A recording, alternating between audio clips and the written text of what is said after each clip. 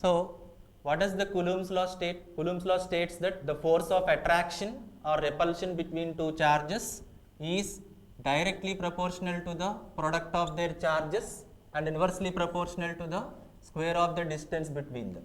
So if you enlarge this, after removing this proportionality, you will get a constant 1 by 4 pi epsilon naught q1 q2 by r square, and if you express this in vector form, you will also get a vector, unit vector, which indicates the direction of this force. So based on this vector form of Coulomb's law, we will solve some one or two problems. Suppose first one I am taking, I want to find the force acting on charge q2 due to q1. Take the charges values as some q1 equal to minus 20 nanocoulombs and q2 is 50 nanocoulombs. Assume that, just some simple values I am assuming. These are the two charges I am taking. I want to find the force acting on this charge q2 due to q1. Okay. Assume that these charges are placed on the points some p of minus 2, 3, minus 4, and this charge q2 is placed at a point q of some 1, 1 and minus 2. Okay. Take it as some minus 4. Now these are the position vectors and these are the charge values. Now I need to find the force of attraction between these two. That means force acting on charge q2 due to the charge q1. Now what is the force formula? We know that F is equal to 1 by 4 by epsilon naught q1 q2 by r square into AR bar. Already we know the charge values. Now we need to find the unit vector that is acting along the direction of the line joining between q1 and q2. Okay. See, they have given two charges q1 and q2. They want to find the force that is acting on q2 due to q1. This will be the direction. Where is this q2 placed? It is placed at a point q and this is placed at a point p. Now to find the unit vector AR bar, first we need to find the distance vector between these 2 points. That means r bar divided by mod r bar will give you the unit vector AR bar in this direction. Okay. So we are taking two charges, minus 20 nanocoulombs and minus 50 nanocoulombs. This is the force direction and the unit vector can be obtained as r bar divided by mod r bar. As the force is acting on q2, first you should take this vector, this position vector q bar minus p bar. So what is q bar point? Minus 2ax plus 3ay minus 4az minus, what is the position vector of p bar? Ax plus ay minus 4az. Okay.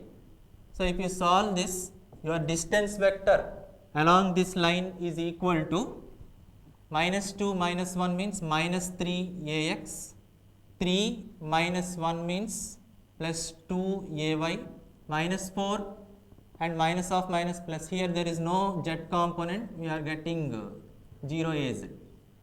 Okay. So minus 4 minus of minus means plus. Okay.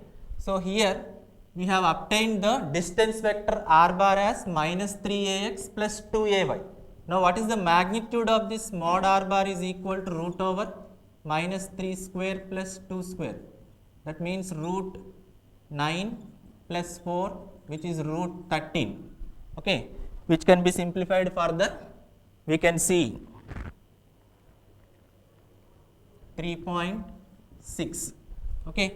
Now after getting this r bar and mod r bar, how we can find the unit vector AR bar? That is r bar by mod r bar, which is, what is r bar value? Minus 3ax plus 2ay by 3.6. If we simplify this further, we can get it as 0.833 ax minus 0.833 ax plus 2. 2 by 3.6 means that is 0.55 ay. This is the unit vector acting along this direction. Now, if I want to find the force that is acting, that force is equal to q1 q2 by 4 pi epsilon naught r square into ar bar. What is this q1 value? q1 is minus 20 into 10 power minus 9, q2 is minus 15 to 10 power minus 9 divided by 4 pi. Epsilon naught value is 8.85 into 10 power minus 12 into what is the magnitude of the distance? Magnitude of the distance that we have obtained is 3.6 whole square. Here r square is there, no? Into what is the unit vector? Unit vector we have already calculated. This ar bar we have to substitute. Minus 0.833 ax plus 0.55 ay. So, if we solve this complete expression, then we can get the force that is acting on the charge q2 due to q1 in this direction in vector form. So, we can simplify that. So, let us go for another model. The model which we are going to discuss now is coming in many competitive exams also. Let us take that 4 point charges of 10 microcoulombs. 4 point charges of 10 microcoulombs are placed at 4 points, that is 1 0 0, minus 1 0 0, 0 1 0 and 0 minus 1 0. Let us take that 4 point charges of 10 microcoulombs are placed at these points. We should draw the diagram now. Now, I want to find the force. I want to find the force acting on a 30 microcoulombs charge which is placed at a point 0 0 1. Okay. There are 4 charges of 10 microcoulombs magnitude placed at these points. Now, I want to find the force acting on a charge of 30 microcoulombs placed at a point on z axis. Okay. This is based on principle of superposition in Coulomb's law, so that we should calculate each force individually and finally we will add all of them. Let us mark all of those charges. Okay. Take a point. First point is 1 0 0. This take it as x axis, y axis and z axis. 1 0 0 means it is a point on positive x axis. What about minus 1 0 0? This is a point on negative x axis. Back side to this negative x axis. Minus 1 0 0. Now, the third point is 0 1 0. This is a point on positive y axis and the last point is on negative y axis, that is 0 minus 1 0. Okay. These are the 4 points which they have given in the question. Let us mark them as A, B, C and D. Now, they are saying that 10 microcoulombs of charges are placed at all these 4 points. So, what is the charge here? 10 microcoulombs, here also 10 microcoulombs, here also 10 microcoulombs and here 10 microcoulombs.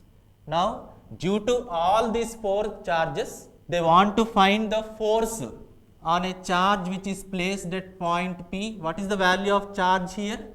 30 microcoulombs. 30 microcoulombs of charge is placed at point P.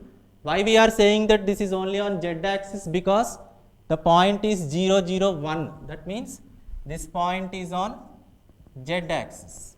Okay. Now, I need to find the force on this point P due to all these 4 points. I am marking those. Force will be acted on P due to this D. Force will be acted on P due to this point A as well as point B as well as point C also.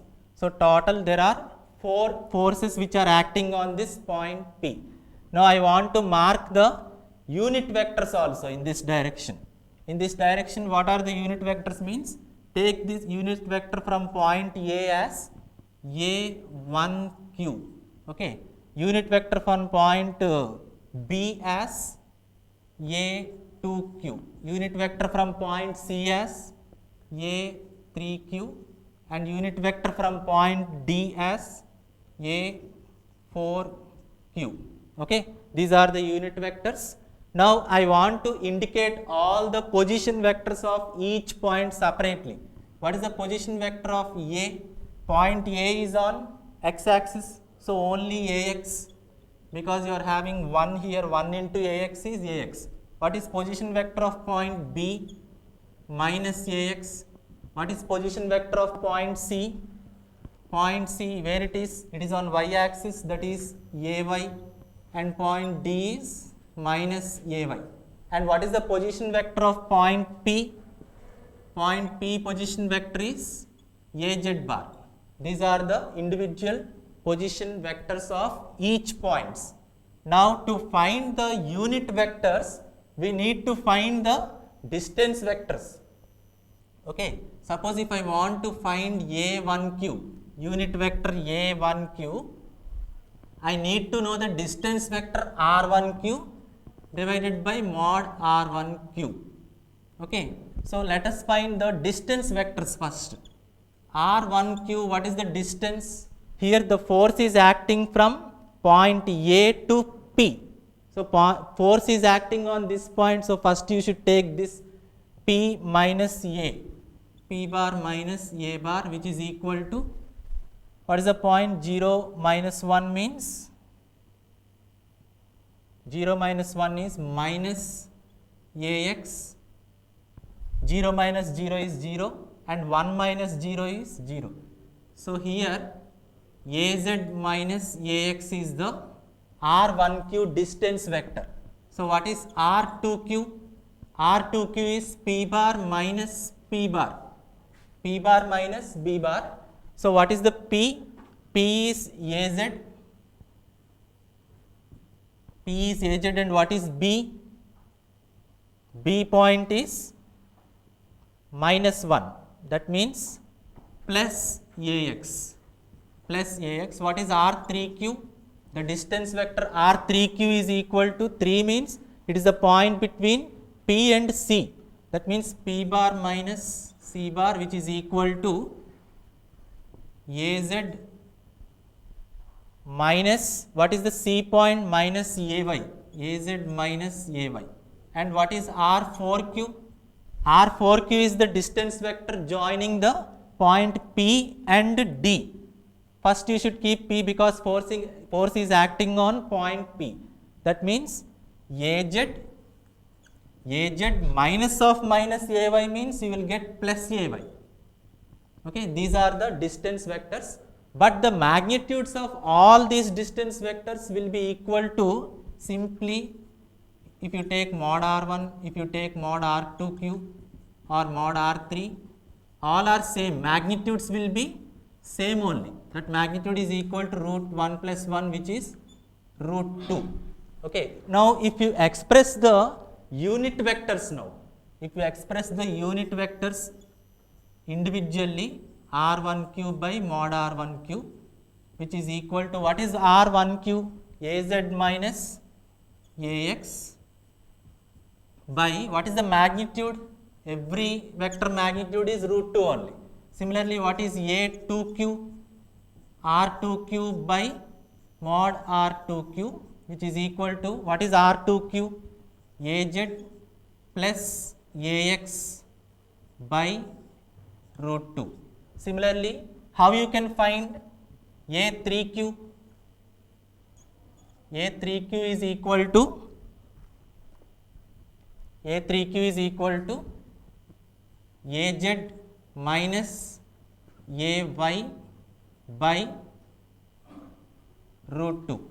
Similarly, A4Q is R4Q by mod R4Q, which is equal to Az plus Ay by root 2.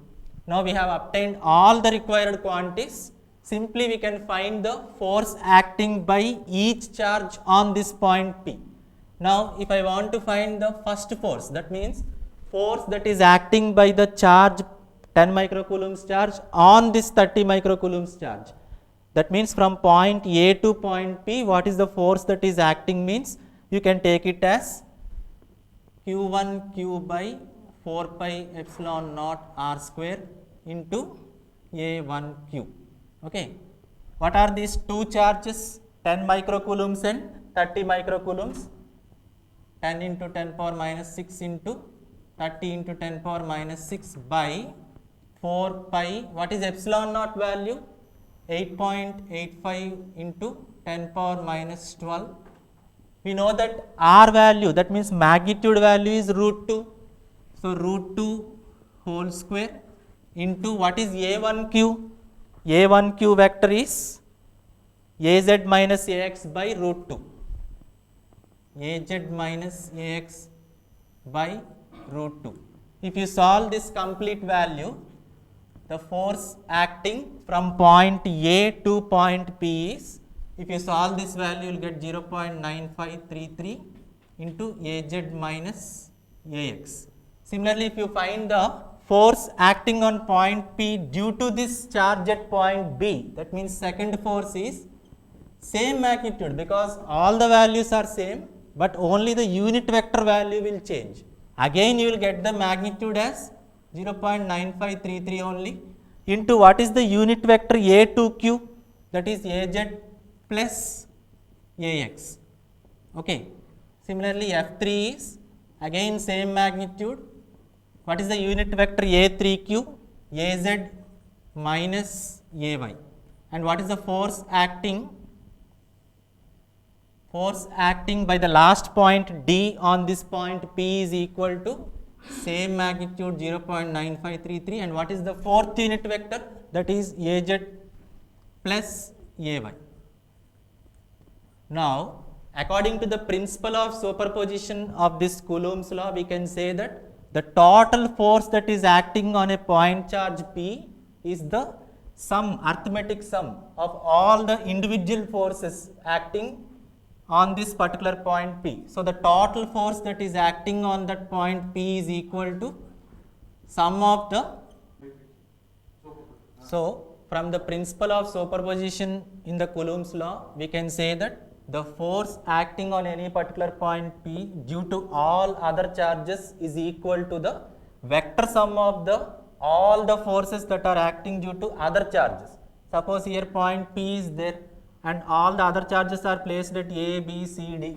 Now the individual forces are F1, F2, F3 and F4. Now the total force that is acting on this point P is equal to the vector sum of the individual forces, that is F1 plus F2 plus F3 plus F4. If you add all of those and if you simplify them, you can get the total force value. That is, if you add all these magnitudes, you will get 3.18. And as the total force is acting on this Z axis, the final vector that will be left will be AZ, newtons. These are some important models of the problems which are important for both your semester exams as well as competitive exams also.